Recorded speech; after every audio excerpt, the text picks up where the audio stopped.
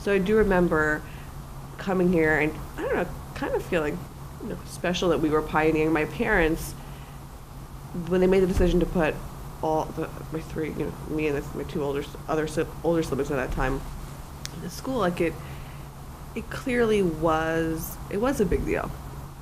It was a big deal to take us out and put us there. So there was a sense that we were kind of starting something special. I don't think as a student at that point I even imagined me actually sending my children to school here. But there was a sense that it was a big deal, certainly for my parents, to make that decision. I think one way to view it is being pioneers. The other way is lab rats.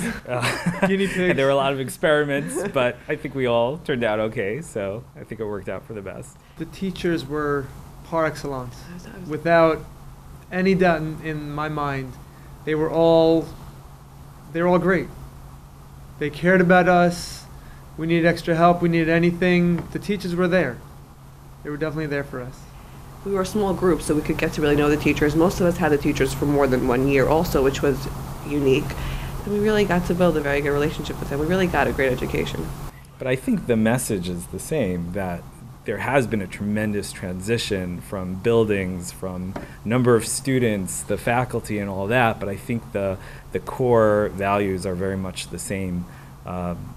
Building the foundation of Yiddishkeit, focusing on midos and developing those midos, and excellence both in a secular as well as a Judaic studies environment. And on the other side, the classmates, I mean our peers.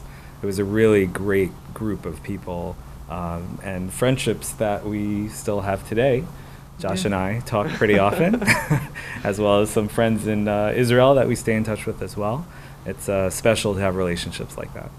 Well, I always look forward to seeing the 8th grade class in the Yeshiva Har Torah Yachad Shabbatons in Holliswood. I have that privilege, and I'll always go over and introduce myself to the next generation of leaders, and they'll look up and say, "You went to Yeshiva Har Torah?" And it always makes me feel a little old, so perhaps don't have that reaction, but it's always nice to see that next generation.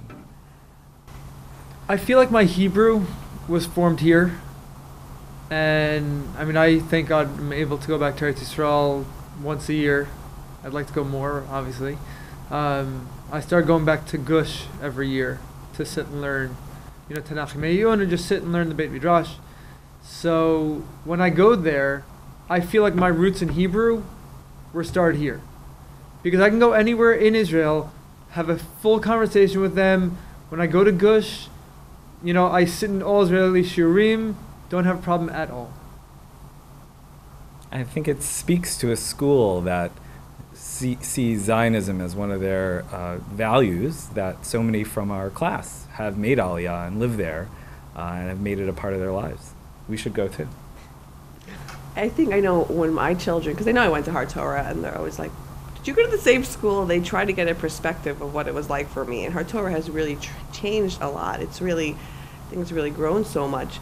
And so for me, it's kind of amazing to be part of something and to be the first graduating class, but then see really where it's gone and how much it has grown, because I went through the school when it was literally in its infancy, and now it's one of the major yeshiva elementary day school players. And I even feel like, because my children go here, I have this really special bond connection, because I started here and now my children are getting that same foundation, that same education, that same background. So for me, it is pretty special that there's that continuity.